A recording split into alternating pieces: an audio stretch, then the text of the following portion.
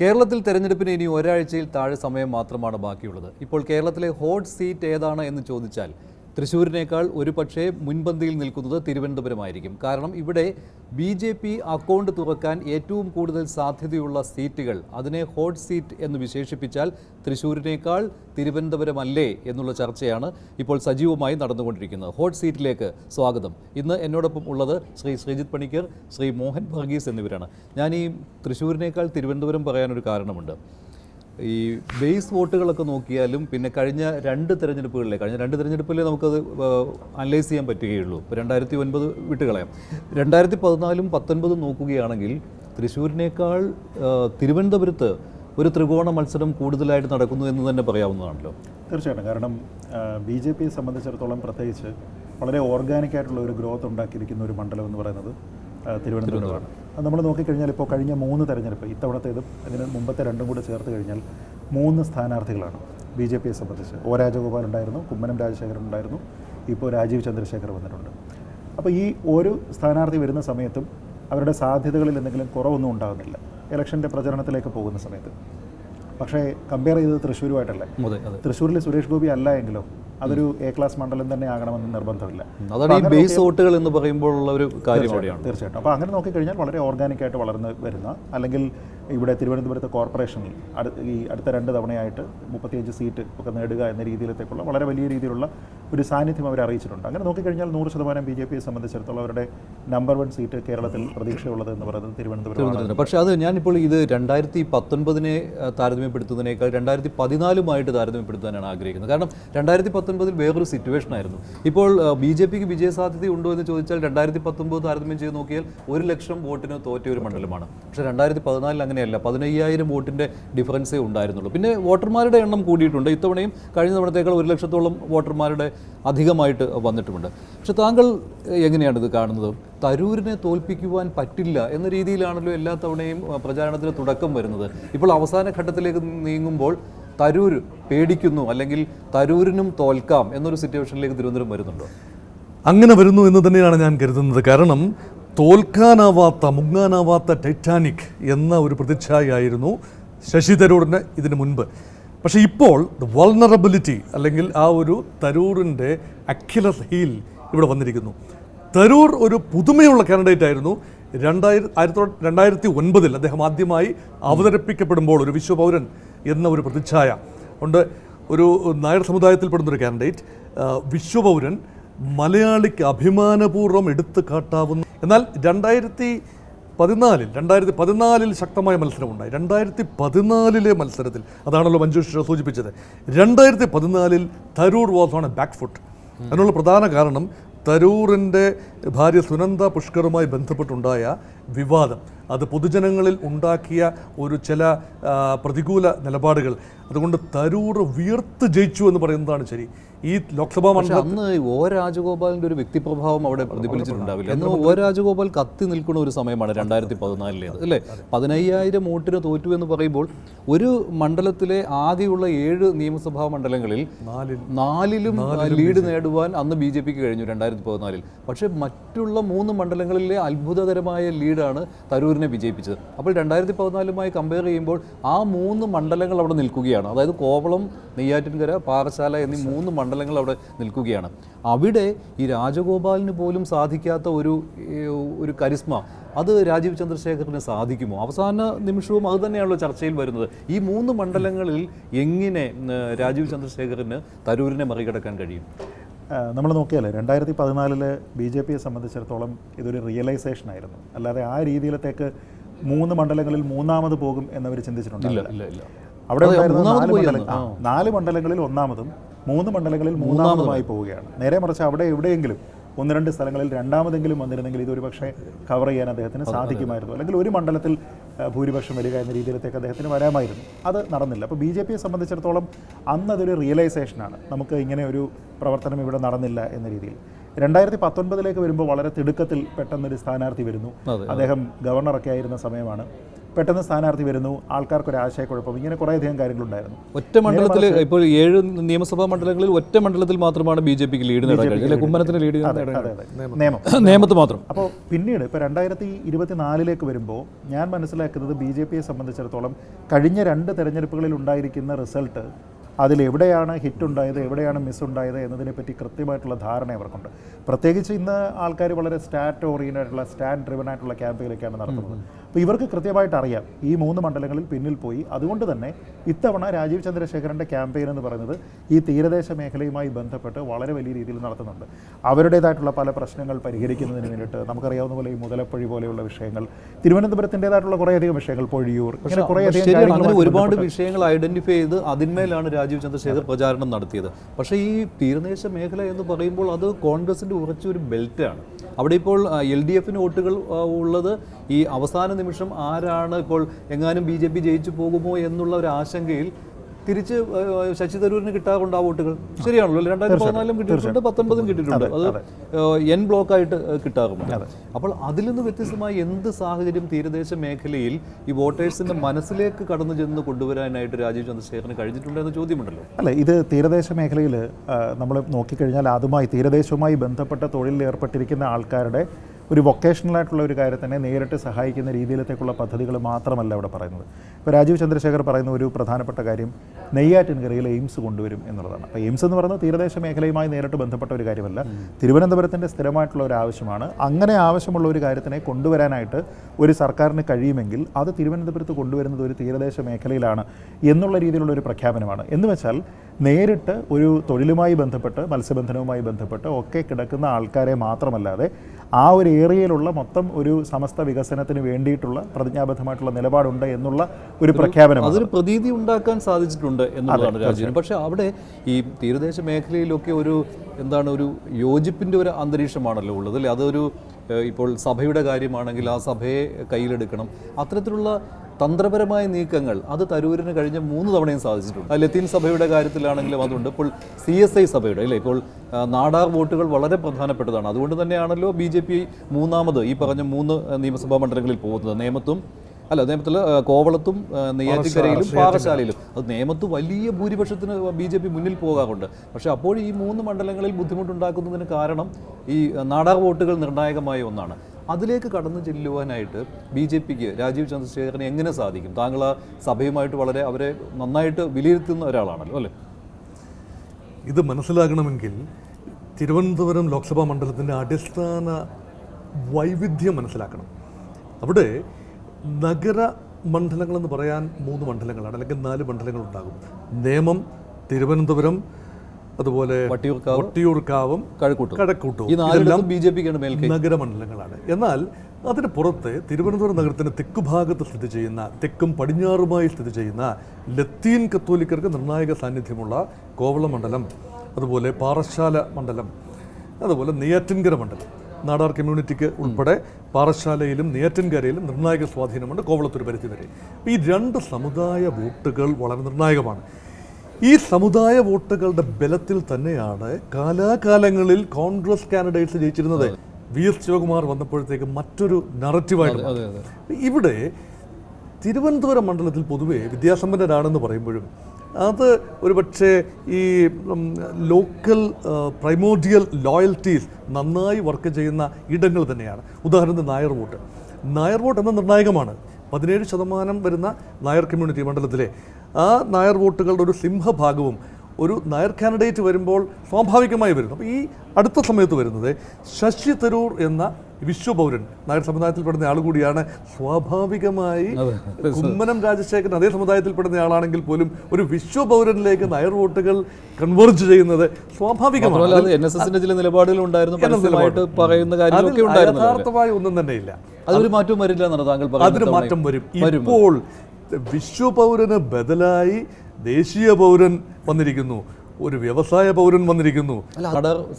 നാടാർ സമുദായത്തിൻ്റെ വോട്ടുകൾ യഥാർത്ഥത്തിൽ വാങ്ങിയെടുക്കുന്ന, പൊതുവേ അത് ആകർഷിച്ചെടുക്കുന്ന, സ്വാംശീകരിച്ചെടുക്കുന്ന, പൂൾ ചെയ്തെടുക്കുന്ന വോട്ടുകളാണ്. അതാരാണോ ഏറ്റവും സമൃദ്ധമായി സമുദായ നേതാക്കന്മാരെയും VSDP മുതലായ സംഘടനകളെയും സമീപിക്കുന്നത്, അല്ലെങ്കിൽ വ്യക്തികളെ എല്ലാ കാര്യവും പുറത്തു പറയാൻ പറ്റില്ല അല്ലേ? എല്ലാം പറയാനൊക്കില്ല. എങ്ങനെയാണ് സമാഹരിക്കുന്നത് എന്ന മെത്തേഡ് പറയുന്നത് ബുദ്ധിമുട്ടാണ്. അതിൽ തരൂർ പുറകോട്ടല്ല. തരൂർ പരിണതപ്രജ്ഞനാണ് അക്കാര്യത്തിൽ. പക്ഷേ അതിനേക്കാൾ പരിണതപ്രജ്ഞനാണ് ബാംഗ്ലൂരിൽ ഇരുന്നു കൊണ്ട് ഇതെല്ലാം ഉറപ്പ് വരുത്തിയതിന് ശേഷം വേണമെങ്കിൽ രാജ്യസഭാ സീറ്റ് തരാം, അല്ലെങ്കിൽ ബാംഗ്ലൂർ സൗത്ത് സീറ്റ് തരാം എന്ന് പറഞ്ഞപ്പോൾ വേണ്ട, എനിക്ക് തിരുവനന്തപുരം മതിയാകും എന്ന് പറഞ്ഞ് ശ്രീ നരേന്ദ്രമോദിയോട് ചോദിച്ചു വാങ്ങിയ സീറ്റാണ് തിരുവനന്തപുരം. നമ്മുടെ സമുദായത്തിനൊരു രസകരമായിട്ടുള്ളൊരു പ്രത്യേകതയുണ്ട്. അതായത് പലതും ആഫ്റ്റർ തോട്ടാണ്. ഇപ്പോൾ ശശി തരൂർ വന്നിരുന്ന സമയത്ത് ഡൽഹി നായരായിരുന്നു. നമ്മുടെ കേരള നായരായത് എത്ര കാലം കഴിഞ്ഞതിന് ശേഷമാണ് അല്ലേ? അപ്പോൾ ആൾ കുറച്ച് വന്ന് പ്രൂവ് ചെയ്തൊക്കെ വന്നതിന് ശേഷമാണ്.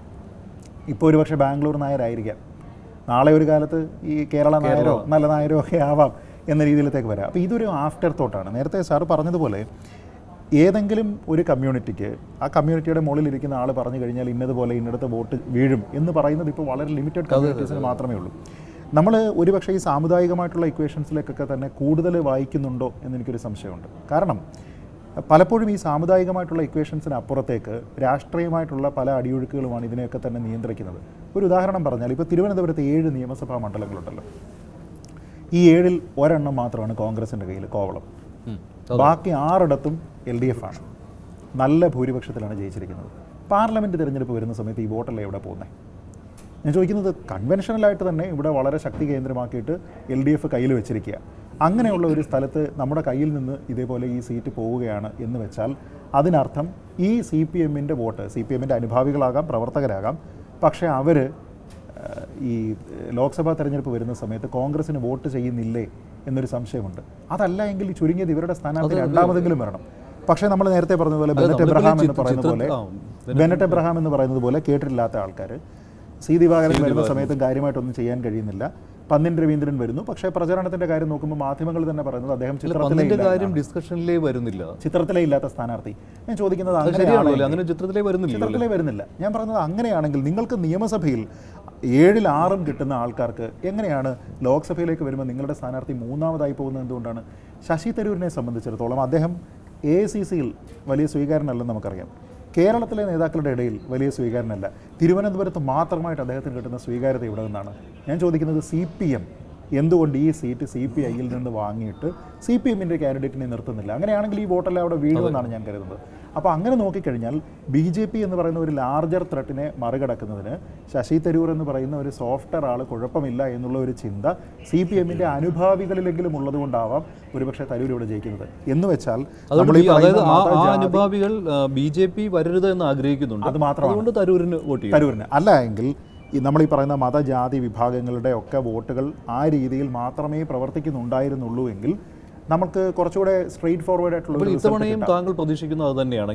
അതിനെ മറികടക്കാൻ. അതുകൊണ്ടാണ് ഞാൻ പറഞ്ഞത് ഈ ബാംഗ്ലൂരിൽ ഇരുന്നിട്ടുള്ള സംവിധാനം എന്ന് പറയുന്നത് അതിശക്തമായ രീതിയിലത്തേക്ക് പ്രവർത്തിക്കുന്നുണ്ടോ, അത് പ്രവർത്തിച്ചതിന് ശേഷം ഓർഗാനിക്കായിട്ട് എത്ര പേരെ കൺവേർട്ട് ചെയ്യുക. ഇപ്പോൾ ഞാൻ ഒരു കാര്യം പറയാം.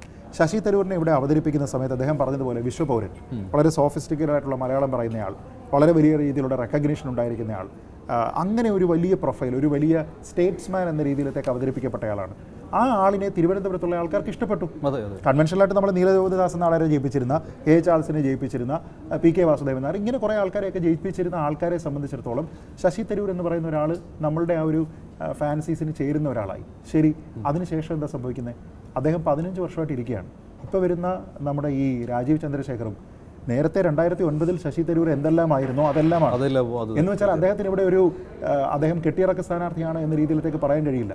അങ്ങനെയാണെങ്കിൽ തരൂരിനെ ഇവിടെ സ്വീകരിച്ചതാണ്. ജയിച്ചാൽ കേന്ദ്രമന്ത്രി എന്നുള്ള വാഗ്ദാനം അത് പക്ഷേ കഴിഞ്ഞ തവണയും 2014-ലും ഉണ്ടായിരുന്നല്ലോ. ഇപ്പോൾ കുമ്മനം മത്സരിച്ചപ്പോഴും ജയിച്ചാൽ മോദി ക്യാബിനറ്റിൽ മന്ത്രിയായിരിക്കും. 2014-ൽ അന്ന് രാജഗോപാൽ ജയിക്കുകയാണെങ്കിൽ അദ്ദേഹം മന്ത്രിയായിരിക്കും എന്നുള്ള വാഗ്ദാനം അന്നും ഉണ്ടായിരുന്നു. രാജീവ് ജയിക്കുമ്പോൾ മന്ത്രി എന്ന് പറയുന്നത് പോലെ ഒരു വ്യത്യാസമുണ്ട്. ഇത് ഓൾറെഡി മന്ത്രിയാണ്, മിനിസ്റ്റർ ഓഫ് സ്റ്റേറ്റ് ആണ്. വേണമെങ്കിൽ ഇനി അടുത്ത എലിവേഷൻ എന്ന് പറയുന്ന ക്യാബിനറ്റ് റാങ്ക് വ്യത്യാസമുണ്ട്. കാരണം മന്ത്രിയായിരുന്ന ഒരാൾ തെരഞ്ഞെടുപ്പിൽ വന്ന് നിൽക്കുന്നു, ജയിച്ചു കഴിഞ്ഞാൽ, അത് പ്രത്യേകിച്ച് തിരുവനന്തപുരത്ത് നിന്ന് ആദ്യമായിട്ട് ഒരു പാർലമെന്റ് സീറ്റ് കൊണ്ടുപോവുകയാണെങ്കിൽ ഉറപ്പായിട്ടും ക്യാബിനറ്റ് റാങ്കാണ്. ഒരു പക്ഷേ അദ്ദേഹം ജയിച്ചില്ലെങ്കിൽ പോലും ഒരു പക്ഷേ ഇനി വരുന്ന ക്യാബിനറ്റിൽ അദ്ദേഹം ഉണ്ടായിരിക്കാം, മന്ത്രിയായേക്കാം. അപ്പോൾ കൂടുതൽ പ്രോസ്പെക്റ്റുകളുണ്ട്. ഇപ്പോൾ ശശി തരൂരിനെ സംബന്ധിച്ചിടത്തോളം അദ്ദേഹത്തിൻ്റെ പാർട്ടിയുടെ സാധ്യതകൾ എന്തൊക്കെയാണ് എന്ന് ഒരു ന്യൂട്രലായിട്ട് നമ്മൾ ഡിസ്പാഷനേറ്റ് ആയിട്ട് ഒരാളത് ചിന്തിക്കുകയാണെങ്കിൽ അദ്ദേഹത്തിന് നോക്കുന്നത് മൊത്തത്തിലുള്ള ട്രെൻഡ് നോക്കിക്കഴിഞ്ഞാൽ പ്രതിപക്ഷത്തിരിക്കാവുന്ന വളരെ ഏബിളായിട്ടുള്ള ഒരു MP. LDF പന്നിൻ രവീന്ദ്രന് കഴിഞ്ഞ തവണ സി ദിവാകരന് കിട്ടിയ വോട്ടിനേക്കാൾ കുറവൊന്നും പോവുകയില്ല. കഴിഞ്ഞ തവണ കുറവ് പോയാലും ഞാൻ അത്ഭുതപ്പെടില്ല മഞ്ജുഷ്. 258 കിട്ടിയതാണ്. 2,58,800 കുറയുമോ? ഇല്ല, അത് വരാൻ സാധ്യതയുള്ളത് ഇവിടെ കഴിഞ്ഞ പ്രാവശ്യം തരൂർ ജയിക്കും എന്ന ഒരു പ്രതീതി തന്നെയാണ് ജനിച്ചത്. തോക്കുമെന്ന പ്രതീതി ഇല്ലായിരുന്നു. ഇപ്രാവശ്യം അങ്ങനല്ല. ശ്രീ രാജീവ് ചന്ദ്രശേഖർ വിജയിച്ചു വരും എന്ന് വളരെ വലിയ എണ്ണം. മാത്രമല്ല, ദേശീയ സർവേ നോക്കുക. ആരാണ് നിങ്ങൾ കാണുന്ന ദേശീയ നേതാവ് ആരാണ്?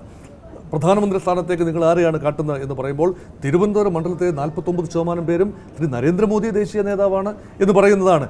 രാഹുൽ ഗാന്ധിയും നരേന്ദ്രമോദിയും ഏതാണ്ട് കട്ടക്ക് നിൽക്കുകയാണ്. അപ്പോൾ LDF UDF വോട്ടുകൾ ഒരുമിച്ച് ചേർന്നാണ് രാഹുൽ ഗാന്ധിക്ക് 49 തരുന്നത്. അത് തന്നെയാണ് നരേന്ദ്രമോദിക്കും ലഭിക്കും. അപ്പം അതുകൊണ്ട് താങ്കൾ പറഞ്ഞു പന്നിൻ രവീന്ദ്രന്റെ വോട്ട് കുറയുമെന്ന് പറയുമ്പോൾ ആ വോട്ടുകൾ തരൂരിലേക്ക് പോകും. ആ വോട്ടുകൾ ഇവിടെ വോട്ട് മറിയുക എന്നൊരു സാധനമുണ്ട്. ഒരു മറിക്കുക എന്നതല്ല, മറിയുക എന്നത്. അത് സംഭവിക്കുന്ന അവസാന 11 മണി നേരത്താണ് സംഭവിക്കുന്നത്. ഇത് സംഭവിക്കാൻ സാധ്യതയുള്ളത് എങ്ങനെ വന്നാലും രാജീവ് ചന്ദ്രശേഖർ വിജയിച്ചു വരാൻ പോവുകയാണ് എന്ന പ്രതീതി ജനിക്കുമ്പോൾ 2 വിഭാഗക്കാരുടെ വോട്ടുകൾ ശശി തരൂരിലേക്ക്, അതായത് പന്നിൻ രവീന്ദ്രൻ ലഭിക്കാവുന്ന വോട്ടുകൾ ശശി തരൂരിലേക്ക് കൺവേർജ് ചെയ്യപ്പെടും. ഇത് 2014 നമ്മൾ കണ്ടു. അല്ല എങ്കിൽ തരൂർ ഉറപ്പായി തോക്കുമായിരുന്നു. തരൂർ ജയിക്കേണ്ട തെരഞ്ഞെടുപ്പ് അല്ല. ഒരു മുസ്ലിം കൺസോൾട്ടേഷൻ നമുക്കത് തുറന്നു പറയാമല്ലോ. അങ്ങനെ മുസ്ലിം കൺസോൾട്ടേഷൻ മാത്രമല്ല, ലത്തീൻ കത്തോലിക്ക വിഭാഗത്തിൽ നിന്നും ഇടതുപക്ഷത്തേക്ക് പോകാൻ സാധ്യതയുള്ള വോട്ടുകൾ, മുസ്ലിം സമുദായത്തിന്റെ വോട്ടുകൾ എനിക്ക് തോന്നുന്നു ഇപ്രാവശ്യം ഈ BJP കാൻഡിഡേറ്റിനെ പരാജയപ്പെടുത്താൻ ഏറ്റവും നല്ലത് ശശി തരൂറാണ് എന്ന ധാരണയിൽ അത് എനിക്ക് തോന്നുന്നില്ല ഇടതുപക്ഷത്തേക്ക് ചായും. പൗരത്വ നിയമ ഭേദഗതിയിൽ ഇടതുപക്ഷം എടുക്കുന്ന നിലപാടിനോടൊക്കെ യോജിപ്പുണ്ടെങ്കിൽ പോലും തിരുവനന്തപുരത്തിലെ മുസ്ലിം വോട്ട് എനിക്ക് തോന്നുന്നത് ഏതാണ്ട് പൂർണ്ണമായും ശശി തരൂരിലേക്ക് ചായും. പക്ഷേ അത് മതിയാവുമോ എന്നുള്ളതാണ്. തിരുവനന്തപുരം മുസ്ലിം സമുദായത്തിന് വലിയ വേരോട്ടമുള്ള ഒരു മണ്ഡലമൊന്നുമല്ല. ലത്തീൻ കത്തോലിക്കർക്കും നാടാർ സമുദായത്തിലെ ക്രിസ്ത്യാനികൾക്കും CSI സഭയ്ക്കും വലിയ വേരോട്ടമുള്ള ഒരു മണ്ണ് തന്നെയാണ്. അവിടെയാണ് തരൂരിൻ്റെ ശക്തി കേന്ദ്രം. ആ ശക്തി കേന്ദ്രത്തിലേക്ക് ഇരച്ചു കയറുന്നതിൻ്റെ ഭാഗമായിട്ടാണ് തീരദേശ മേഖലയിൽ ശ്രീ ശ്രീജിത്ത് പറഞ്ഞതുപോലെ തീരദേശ മേഖലയിൽ ഇദ്ദേഹം നമ്മുടെ BJP കാൻഡിഡേറ്റ് രാജീവ് ചന്ദ്രശേഖർ വലിയ ഇൻറോഡ്സാണ് നടത്തിയിട്ടുള്ളത്. പക്ഷേ ഈ പ്രഖ്യാപനങ്ങളും പ്രോമിസുകളും ഓഫറുകളും വോട്ടായി കൺവേർട്ട് ചെയ്യുന്ന നേരം വരുമ്പോഴാണ് ഞായറാഴ്ച, തിരഞ്ഞെടുപ്പിന് മുൻപുള്ള ഞായറാഴ്ച പള്ളിയിൽ വായിക്കുന്ന ഇടയലേഖനത്തിൻ്റെ വരികൾക്കിടയിലൂടെ വായിക്കാനുള്ള ഒരു മെയ്വഴക്കവും മാനസിക വഴക്കവും ലത്തീൻ കത്തോലിക്ക വിഭാഗക്കാരെ കാണിച്ചു എങ്കിൽ നേരിട്ട് പറയില്ല. ജനാധിപത്യ സംരക്ഷണത്തിനും ഭരണഘടനാ സ്ഥാപനങ്ങളുടെ സംരക്ഷണത്തിനും ഏറ്റവും ഉതകുന്ന സ്ഥാനാർത്ഥി ആരാണോ അതാരാണെന്ന് മനസ്സിലാക്കാനുള്ള വിവേകം ഒരുപക്ഷെ ലത്തീൻ കത്തോലിക്ക സമുദായത്തിലെ കുഞ്ഞാടുകൾക്കുണ്ടാവും. അതനുസരിച്ച് തരൂർ ഒരു സേഫ് സൈഡിൽ തന്നെയാണോ? അല്ല, ഇപ്പോഴല്ല, ഇന്നത്തെ ദിവസമല്ല ഉറപ്പ്. പക്ഷെ ഞായറാഴ്ച ആകുമ്പോഴായിരിക്കും താങ്കൾ ഉദ്ദേശിക്കുന്നത്. ഞാൻ ഉദ്ദേശിക്കുന്നത് 26-ാം തീയതി ഒരു ഉച്ച കഴിഞ്ഞ് 2:30-3 മണി കഴിയുമ്പോൾ ഈ ടൈഡ് മാറാം. അതൊക്കെയാണ് ഒബ്സർവേഷൻസ് എന്ന് പറയുന്നത്. ഈ തെരഞ്ഞെടുപ്പ് എന്ന് പറയുന്നത് തന്ത്രങ്ങളുടെ കളി കൂടിയാണല്ലോ. ഒരു സൂചന ലഭിക്കുകയും ഇടതുപക്ഷം കാര്യമായ വേരോട്ടം ഉണ്ടാക്കുന്നില്ല എന്നും പന്നിൻ രവീന്ദ്രൻ ജയിച്ചു വരാവുന്ന ഒരു അന്തരീക്ഷമല്ല എന്നും തങ്ങളുടെ കേന്ദ്രങ്ങളിൽ വളരെ മന്ദഗതിയിലാണ് പോളിംഗ് നടക്കുന്നത് എന്നും ഒരു സൂചന ഇടതുപക്ഷത്തിന് കിട്ടിയാൽ അവശേഷിക്കുന്ന ഇടത് വോട്ടുകൾ, പ്രത്യേകിച്ചും കോർ ലെഫ്റ്റ് വോട്ടുകൾ തരൂരിലേക്ക് സ്വാംശീകരിക്കപ്പെടുക വഴി രാജീവ് ചന്ദ്രശേഖറിൻ്റെയും BJPയുടെയും ഒരു ഹോപ്പ് അവിടെ നഷ്ടപ്പെടുത്തിയെടുക്കാൻ കഴിയും എന്നതാണ് തന്ത്രം. ഈ തന്ത്രം തന്നെയാണ് അങ്ങനെ ഒരു തന്ത്രം ഉണ്ടാവും. അത് സാധ്യത വളരെ കൂടുതലാണ്. അത് നടാടെ ചെയ്യുന്ന ഒരു കാര്യമല്ല. അതായത് 3 മണി വോട്ട് അല്ലേ? 3 മണി വോട്ട് എന്നാണല്ലോ 3 മണി വോട്ട് എന്നാണ് അതിന് പറയുക. കാരണം കുറേയധികം ആൾക്കാർ ട്രെൻഡ് നോക്കിയതിന് ശേഷം ഒരുപക്ഷെ ഇലക്ഷൻ്റെ സമയത്ത് ട്രെൻഡ് വളരെ കൃത്യമായിട്ട് പോളിംഗ് ദിവസം പറയാൻ കഴിയുന്നത് LDFനാണ്. LDFനെ സംബന്ധിച്ചിടത്തോളം പല നേതാക്കന്മാരും നമ്മളോട് പറയാറുണ്ട്, തെരഞ്ഞെടുപ്പ് കഴിയുന്ന ദിവസം അവർക്ക് ഭരണത്തിലേക്ക് ആര് വരും എന്നതിനെപ്പറ്റി കൃത്യമായിട്ട്, പ്രത്യേകിച്ച് നിയമസഭയിലും മറ്റുമൊക്കെ കൃത്യമായിട്ട് അറിയാം. കാരണം ഇവരെ സംബന്ധിച്ച് ഏറ്റവും താഴെ തട്ടിൽ വരെ വളരെ വലിയ സാന്നിധ്യം ഓരോ വീടുകളുമായി ബന്ധപ്പെട്ട് പോലും ഇവരുടെ ഇടപെടലും കാര്യങ്ങളും എല്ലാം ഉള്ളതുകൊണ്ട് പ്രത്യക്ഷമായിട്ട് ആരും പറഞ്ഞില്ല എങ്കിൽ പോലും ഒരു വീട്ടിലെ വോട്ട് ആർക്കൊക്കെയാണ് പോൾ ചെയ്യുന്നതെന്ന് വളരെ കൃത്യമായിട്ട് ഇവർക്കറിയാം. അപ്പോൾ അങ്ങനെ നോക്കിക്കഴിഞ്ഞാൽ ഈ രീതിയിലുള്ള ഒരു സ്വാധീനമെന്ന് പറയുന്നത് കൂടുതലാണ്. നമ്മളൊന്ന് ആലോചിച്ച് നോക്കിയാൽ 2014 തെരഞ്ഞെടുപ്പിൽ ഒരു വേള ഒ രാജഗോപാൽ ജയിക്കാൻ പോകുന്നു എന്ന രീതിയിലുള്ള പ്രതീതി ഉണ്ടാകുന്നു. വളരെ നാരോവായിട്ട് മാർജിൻ വരുന്നു. അദ്ദേഹം മാധ്യമങ്ങളെ കാണും എന്ന രീതിയിലത്തേക്കുള്ള ഒരു പ്രചരണമൊക്കെ വരുന്നു. അതിനുശേഷം ചില സ്ഥലങ്ങളിൽ വോട്ട് എണ്ണുന്ന സമയത്താണ് ഇത് കൂടി ഏതാണ്ട് 15,000-ലേക്ക് പറയുന്ന തീരദേശ മേഖലയിൽ തീരദേശ മേഖല. അപ്പോൾ അതെന്തുകൊണ്ടാണ് അവിടെ വരിക? അപ്പോൾ അവിടെയും ഈ രീതിയിലുള്ള ഒരു കൺസോളിഡേഷൻ പ്രവർത്തിക്കുന്ന സ്ഥലമാണ് എന്നതിനെപ്പറ്റി വളരെ കൃത്യമായിട്ടുള്ള ധാരണയാണ്. ഇത് പലർക്കും ഒരു വേക്കപ്പ് കോളായിരുന്നു. അതുകൊണ്ടാണ് പിന്നീട് ഇങ്ങനെ ഒരു സംവിധാനം ഉണ്ടാകാതിരിക്കാനുള്ള ഈ 3 മണി വോട്ട് സംവിധാനമൊക്കെ ഉള്ളത്.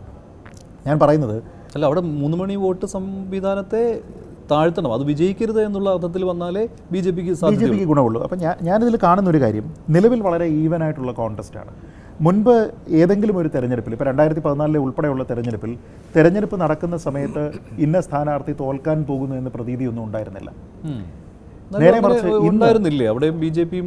അല്ല, ശശി തരൂരിനെ സംബന്ധിച്ച് ഞാൻ പറഞ്ഞത്, ശശി തരൂർ പ്രത്യേകിച്ച് തോൽക്കാൻ പോകുന്നു എന്ന രീതിയിലുള്ള ഒരു ഇതില്ല. നേരെ മറിച്ച് ഇത്തവണ ശശി തരൂർ വിയർപ്പൊഴുക്കി തന്നെയാണ് ക്യാമ്പയിനിൽ പോകുന്നത്. പല സ്ഥലങ്ങളിലും നമ്മൾ മാധ്യമങ്ങളിൽ വരുന്ന ചില വാർത്തകളിലൊക്കെ കണ്ടു, ചില സ്ഥലങ്ങളിലൊക്കെ തന്നെ കോൺഗ്രസിൻ്റെ തന്നെ ചില ആൾക്കാരുടെ ഭാഗത്തു നിന്നുള്ള ചില പ്രതിഷേധവും കാര്യങ്ങളും ഒക്കെ വരുന്നു എന്നത് കണ്ടു. ഇതൊക്കെ തന്നെ ഇദ്ദേഹത്തിൻ്റെ ക്യാമ്പയിനിൽ പുതുതായിട്ട് വരുന്ന കാര്യമാണ്.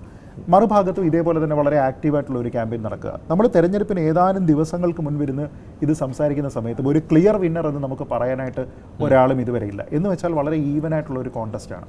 ഈ കോൺടെസ്റ്റിൻ്റെ ഭാഗമായിട്ട് ഇവരെല്ലാവരും തന്നെ പോയിരിക്കുന്ന മേഖലകളിൽ, പ്രത്യേകിച്ച് തീരദേശ മേഖലകളിലൊക്കെ ആവർത്തിച്ച് പോവുക, ആൾക്കാരെ കാണുക എന്നൊക്കെ പറഞ്ഞാൽ ഇവർക്ക് തന്നെ അറിയാം ഒരു സമുദായത്തിൻ്റെ വോട്ടും ഒരു വിഭാഗത്തിൻ്റെ വോട്ടും ഇവിടെ ആരുടെയും ഫിക്സ്ഡ് ഡെപ്പോസിറ്റ് അല്ല എന്ന് നമുക്കറിയാം. അതുകൊണ്ട് അവസാന നിമിഷം വരെയും അതിനെ നമുക്ക് അനുകൂലമാക്കി എടുക്കാൻ കഴിയുമോ, അല്ലെങ്കിൽ നമ്മുടെ കൂടെ നിലനിർത്താൻ കഴിയുമോ എന്ന രീതിയിലുള്ള പല ശ്രമങ്ങളും ഇവിടെ നടക്കും. ഒരു കാര്യം കൂടി, ഇപ്പോൾ 2014 കാര്യം പറഞ്ഞു. ഈ 2014 അവസാന സമയമായപ്പോഴേക്കും ഒരു വിയർപ്പൊഴുക്കൽ ഉണ്ടായിരുന്നു തരൂരിൻ്റെ. അപ്പോൾ അന്നത്തെ ഒരു കാര്യമായിട്ട്, അന്ന് നമ്മളൊക്കെ ഇവിടെ ഉണ്ടായിരുന്ന സമയമാണല്ലോ, അന്ന് പറഞ്ഞിരുന്നത് ഈ അവസാനം ഈ തീരദേശ മേഖലയിലൂടെയുള്ള ഒരു റോഡ് ഷോ അത് സഹായിച്ചു എന്നാണ്. അതിൻ്റെ അമരത്ത് 2 പേരുണ്ടായിരുന്നു, AK ആന്റണിയും ഉണ്ടായിരുന്നു, ഉമ്മൻചാണ്ടിയും ഉണ്ടായിരുന്നു. ഇത്തവണ ഇല്ല. അപ്പോൾ ഇത് നോക്കൂ, ഇത് 2014 പറയാറായിട്ടില്ല. അദ്ദേഹം ഇനി അവസാന നിമിഷം തെരഞ്ഞെടുപ്പ് പ്രചാരണത്തിന് ഇറങ്ങുമെന്ന് എനിക്കറിയില്ല. AK ആന്റണി തെരഞ്ഞെടുപ്പ് പ്രചരണത്തിന് നിലവിലത്തെ സാഹചര്യത്തിൽ സാധ്യതയുമില്ല. അത് പണ്ടത്തേതുപോലെ ഒരു ഓളം കോൺഗ്രസിന് അനുകൂലമാക്കി വരാനുള്ള സാധ്യതയില്ല. കാരണം പ്രത്യേകിച്ച് അദ്ദേഹത്തിൻ്റെ മകൻ ഇത്തവണ BJPയുടെ ഒരു പ്രധാന മണ്ഡലത്തിലെ സ്ഥാനാർത്ഥിയാണ്. ഉണ്ട്. ഇനി വേറൊരു പ്രധാനപ്പെട്ട കാര്യം, നമ്മൾ നേരത്തെ പറഞ്ഞതുപോലെ ഈ ചർച്ച തിരുവനന്തപുരം മണ്ഡലം ഓറിയൻറ്റഡ് ആയതുകൊണ്ട് തന്നെ അദ്ദേഹം പറഞ്ഞ ഒരു പോയിന്റ് വളരെ കറക്റ്റാണ്. കോർ രാഷ്ട്രീയ വോട്ടുകളല്ല പലപ്പോഴും നിർണ്ണയിക്കുന്നത്. ഇപ്പം ഏതെങ്കിലും ഒരു തൊഴിലുമായി ബന്ധപ്പെട്ട് നിൽക്കുന്ന ഒരു വിഭാഗം, അപ്പോൾ അതിൽ എല്ലാവരും ഉണ്ട്. അതല്ലാതെ ഏതെങ്കിലും ഒരു പ്രത്യേക മതവിഭാഗം മാത്രമാവണമെന്നില്ല. അങ്ങനെ നോക്കിക്കഴിഞ്ഞാൽ ഒരു തൊഴിൽ വിഭാഗം തന്നെയാണ് ഈ IT ഓറിയൻറ്റഡ് ആയിട്ടുള്ള, അല്ലെങ്കിൽ ഇവിടുത്തെ സ്പേസ് റിലേറ്റഡ് ആയിട്ടുള്ള കുറേയധികം ആൾക്കാർ ഇവിടെ ഉണ്ട്. സ്ഥാനാർത്ഥിയുടെ ക്വാളിറ്റി അത് നോക്കിയതിന് ശേഷം വോട്ട് ചെയ്യുകയാണ്. ഞാൻ പറയുന്നത് അങ്ങനെയുള്ള ആൾക്കാരെ സംബന്ധിച്ചിടത്തോളം കൺവെൻഷനലായിട്ട് 15 കൊല്ലം അവർ തിരഞ്ഞെടുക്കുന്നത് തരൂരിനെയാണ് എങ്കിൽ ഇത്തവണ രാജീവ് ചന്ദ്രശേഖർ അവർക്കും അപ്പീൽ ചെയ്യും. നമ്മൾ പറയുന്ന സ്ത്രീ വോട്ടർമാർ അല്ലെങ്കിൽ യുവാക്കളായിട്ടുള്ള ആൾക്കാർ, ഫസ്റ്റ് ടൈം വോട്ടർമാർ, തിരുവനന്തപുരത്ത് എപ്പോഴും പറയുന്നതാണ് ഫസ്റ്റ് ടൈം വോട്ടർമാർ തരൂരിനെ വോട്ട് ചെയ്യും. ഇത്തവണ സത്യം പറഞ്ഞാൽ ഫസ്റ്റ് ടൈം വോട്ടർമാർക്ക് 2 ചോയ്സാണ്, തരൂര് മാത്രമല്ല. അപ്പോൾ അങ്ങനെ നോക്കിക്കഴിഞ്ഞാൽ രാഷ്ട്രീയമില്ലാതെ നിങ്ങൾ ചിന്തിക്കുകയാണ് എങ്കിൽ, നമ്മൾ രാഷ്ട്രീയത്തിൻ്റെ പേരിലല്ലല്ലോ പിന്നെ വോട്ട് ചെയ്യുക. എങ്കിൽ ഭരണത്തിൽ എനിക്ക് എൻ്റെ കോൺസ്റ്റിറ്റ്യുവൻസിയെ റെപ്രസെൻ്റ് ചെയ്യാൻ പറ്റുന്ന ഒരാളിന് എൻ്റെ വോട്ട് കൊടുക്കാമെന്ന് ആൾക്കാർ ചിന്തിച്ചാൽ പരമ്പരാഗതമായി ഒരുപക്ഷെ തരൂരിന് കിട്ടുന്ന വലിയൊരു വിഭാഗം വോട്ട് മാറിപ്പോകാം.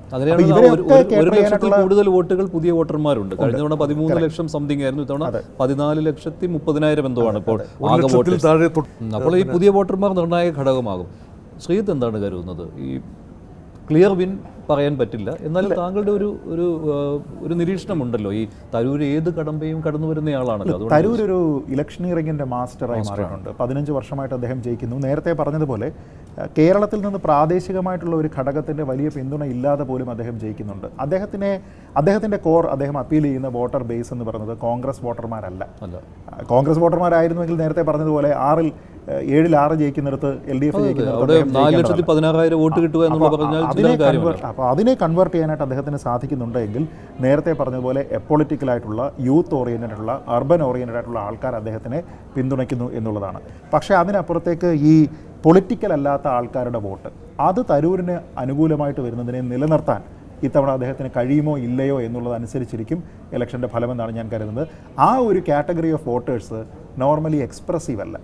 അപ്പോൾ അതുകൊണ്ട് അവരെന്ത് തീരുമാനിക്കുന്നു എന്നുള്ളതിനെപ്പറ്റി അറിയില്ല. പക്ഷേ ഈ സമയത്തും ഞാൻ കരുതുന്നത് നമ്മൾ തുടക്കത്തിൽ എങ്ങനെയാണോ തിരുവനന്തപുരം പാൻ ഔട്ട് ചെയ്യുന്നത് എന്ന് വിചാരിച്ചിരുന്നത്, രാജീവിന് എന്തൊക്കെ കടമ്പകളുണ്ട് എന്ന് കരുതിയിരുന്നു, അദ്ദേഹത്തിന് മണ്ഡലത്തിൽ ഒരു ഇൻട്രൊഡക്ഷൻ ആവശ്യമാണ് എന്നതുമായി ബന്ധപ്പെട്ട് കരുതിയിരുന്നു, അതിൽ നിന്നൊക്കെ ബഹുദൂരം അദ്ദേഹം മാറിയിട്ടുണ്ട്. അതുകൊണ്ട് തന്നെ വളരെ ഈവനായിട്ടുള്ള ഒരു ഫൈറ്റാണ്. ഒരു ക്ലിയർ വിന്നർ എന്നുള്ളത് ഈ സമയത്തുണ്ടോ എന്ന് ഞാൻ കരുതുന്നില്ല. പിന്നെ നമ്മുടെ നാട്ടിൽ വളരെ കാലേ കൂട്ടി വോട്ട് ആർക്ക് കൊടുക്കണമെന്ന് തീരുമാനിച്ചു പോകുന്ന ആൾക്കാരൊന്നും അല്ല പലപ്പോഴും ഉള്ളത്. ഇലക്ഷന്റെ തലേ ദിവസം നടക്കുന്ന ഒരു സംഭവത്തിന് പോലും നമ്മുടെ വോട്ടിനെ സ്വാധീനിക്കാനുള്ള ഒരു കാര്യം കൂടിയുണ്ട്. ഇപ്പോൾ തന്നെ ഈ നാടാർ സമുദായത്തിന്റെ കാര്യം പറഞ്ഞപ്പോൾ ഇവിടെ ഒരു സ്ഥാനാർത്ഥി കൂടി നിൽക്കുന്നുണ്ട് അല്ലേ? ഒരാളെ അത് നിർത്തിയിട്ടുണ്ട് എന്നുള്ള രീതിയിലാണ്. അത് തരൂരിന് തിരിച്ചടിയാവുന്ന ഒന്നാണോ? അതൊന്നും പിന്നെ ഇവിടെ മൂന്ന് സ്ഥാനാർത്ഥികളുടെ മുഖം മാത്രമേ സംവിധായകരുടെ ഇടയിൽ തെളിയുന്നുള്ളൂ. അത് ശ്രീ പന്ന്യൻ രവീന്ദ്രൻ്റെ നീളമുള്ള മുടിയും ആകാരവും എല്ലാം തന്നെ തെളിഞ്ഞു. അതൊരു അമിക്കബിൾ, ഒരു മൈൽഡ് ഫേസാണ്. ആ ഫേസ് പോരാതെ വരുന്നു. തിരുവനന്തപുരത്തിൻ്റെ ഒരു ഫേസായി പന്ന്യൻ രവീന്ദ്രൻ നെഗറ്റീവ് വോട്ടുകളേ ഇല്ല. ഈ നെഗറ്റീവ് വോട്ടുകളില്ല എന്ന് പറയുന്നത് ഒരു പക്ഷേ പോസിറ്റീവ് ആകുന്നില്ല. അതുകൊണ്ട് പന്ന്യൻ രവീന്ദ്രൻ എല്ലാവർക്കും ഇഷ്ടമാണ്. ആരും ഈ പാർട്ടി പരിഗണനകൾക്ക് ഉപരിയായി ആ നല്ല മനുഷ്യൻ, ഒരു നല്ല ഗുഡ് അറ്റ് ഹാർട്ട് മനുഷ്യൻ, കാര്യമായ ധനസമ്പാദനം ഒന്നും നേടിയിട്ടില്ലാത്ത, പ്രിട്ടൻഷൻസ് ഒന്നുമില്ലാത്ത ഒരു നല്ല മലയാളി. അപ്പോൾ അതുകൊണ്ട് അദ്ദേഹത്തിൻ്റെ സ്ഥലം ഏതെന്ന് ആരും ചോദിക്കുന്നില്ല. വടക്കൻ മലബാറിൽ നിന്ന് വരുന്ന പന്ന്യൻ രവീന്ദ്രന് ഈ തിരുവനന്തപുരത്ത് താമസിച്ച് തിരുവനന്തപുരത്തുകാരനായി മാറിയ ആളാണ്. തരൂർ എത്ര കാലം തിരുവനന്തപുരത്ത് താമസിച്ചാലും പൂർണ്ണമായി തിരുവനന്തപുരത്തുകാരനാകുന്നില്ല. അദ്ദേഹം ഇപ്പോഴും വിശ്വഭവൻ തന്നെയാണ്. രാജീവ് ചന്ദ്രശേഖരൻ അതുതന്നെയാണ് അവസ്ഥ. പക്ഷേ യഥാർത്ഥ തിരുവനന്തപുരത്തുകാരൻ പന്ന്യൻ രവീന്ദ്രൻ തന്നെയാണ്. BJPയുടെ കോർ വോട്ടുകൾ മുഴുവനായിട്ട് രാജീവ് ചന്ദ്രശേഖരന് കിട്ടണം. അത് കഴിഞ്ഞ കുറേ തെരഞ്ഞെടുപ്പിൽ BJP വോട്ട് കച്ചവടം നടത്തുന്നു എന്നത് തിരുവനന്തപുരത്ത് നടന്നിട്ടില്ല. അത് നടന്നിട്ടുള്ളത് ശ്രീ പത്മനാഭൻ മത്സരിക്കുന്ന ഒരു തെരഞ്ഞെടുപ്പുണ്ട്. ഈ സമീപകാലത്തൊന്നുമില്ല. അത് 2 പതിറ്റാണ്ട് മുൻപാണ്. വിന്നിംഗ് ആ ഒരു രീതിയിലേക്ക് വന്ന വളരെ പരിതാപകരമായ രീതിയിൽ ശ്രീ പത്മനാഭൻ തോറ്റുപോയി. വോട്ട് കച്ചവടത്തിന്റെ കാര്യമല്ല ഞാൻ പറഞ്ഞത്. ഈ കോർ വോട്ടുകൾ കിട്ടുക എന്നുള്ളത് ഈ പാർട്ടിയുടെ സംഘടനാ സംവിധാനം വലുത് തന്നെയാണ്. പക്ഷേ ഈ രാജീവ് ചന്ദ്രശേഖർ വെളിയിൽ നിന്ന് വന്ന ഒരാളായതുകൊണ്ട് ഞാൻ കാരണവശാൽ നഷ്ടപ്പെടില്ല. കോർ വോട്ടിന് ഉപരിയായി ഇവിടുത്തെ ഒരു എഡ്യൂക്കേറ്റഡ് മിഡിൽ ക്ലാസിന്റെ വോട്ട് രാജീവ് ചന്ദ്രശേഖരന് ലഭിക്കാനുള്ള സാധ്യത കാണുന്നുണ്ട്. തരൂരിന്റെ മുൻകാലത്ത് ലഭിച്ചിരുന്ന വോട്ടുകളാണ്. ഈ ഹോട്ട് സീറ്റായ തിരുവനന്തപുരത്തിന്റെ കാര്യത്തിൽ ഒരു കൺക്ലൂഷനിലേക്ക് എത്താൻ പറ്റുകയില്ല. അതിനകത്തിൽ ഒരു കാര്യം പറയാം. അതായത് ഈ യൂത്തിൻ്റെ ആസ്പിറേഷൻസ് ഓരോ കാലഘട്ടത്തിനനുസരിച്ച് മാറുന്നുണ്ട്. ഇപ്പോൾ നമ്മളൊരു 15 കൊല്ലം മുമ്പത്തേക്ക് നോക്കിക്കഴിഞ്ഞാൽ അന്നത്തെ ഒരു ആസ്പിറേഷണൽ യൂത്ത് എന്ന് പറഞ്ഞാൽ നല്ല രീതിയിലുള്ള ഒരു ജോലി. അപ്പോൾ തരൂരിനെ കാണുന്ന സമയത്ത് നമുക്ക് ആവാൻ ആഗ്രഹമുള്ള എന്തോ ഒന്ന് എന്ന രീതിയിലുള്ള ഒരു പ്രതീതി ഉണ്ടായിരുന്നു. ഇന്നത്തെ ആൾക്കാരുടെ ആ ഒരു മൈൻഡ് സെറ്റ് ഇന്നത്തെ യൂത്തിനത് മാറിയിട്ട് ഒരു ടെക്നോക്രാറ്റ്, ഒരു സംരംഭകൻ എന്ന രീതിയിലത്തേക്കുള്ള ഒരു സംഭവം മാറുന്നുണ്ട്. അത് വെച്ച് നോക്കിക്കഴിഞ്ഞാൽ ആസ്പിറേഷണൽ യൂത്തിനെ കുറച്ചുകൂടി കേറ്റർ ചെയ്യുന്നത് രാജീവാണ് എന്ന് പറയാം. അപ്പോൾ അതുകൊണ്ടാണ് ഞാൻ പറഞ്ഞത് ആ ഒരു പൊളിറ്റിക്കലായിട്ടുള്ളതിനപ്പുറത്തേക്ക് ചിന്തിക്കുന്ന കുറേയധികം ആൾക്കാരെ താല്പര്യപ്പെടുത്താൻ ഇതിൽ ആർക്ക് കഴിയുന്നു എന്നുള്ളതനുസരിച്ചിരിക്കും. കാരണം മറ്റു കാര്യങ്ങളൊന്നും ഇവരുടെ തന്നെ എന്തായാലും ഈ ഒരാഴ്ച ഇല്ല. ഇനി ഈ ഒരാഴ്ച എങ്ങനെയായിരിക്കും ഈ വോട്ടുകൾ സമാഹരിക്കുന്നതിന് വേണ്ടിയുള്ള തന്ത്രങ്ങൾ മെനയുന്നത്, അതായിരിക്കും തിരുവനന്തപുരത്തെ നിശ്ചയിക്കുക. ഹോട്ട് സീറ്റ് അവസാനിക്കുകയാണ്. നന്ദി ശ്രീ പണിക്കർ, ശ്രീ മോഹൻ വർഗീസ്.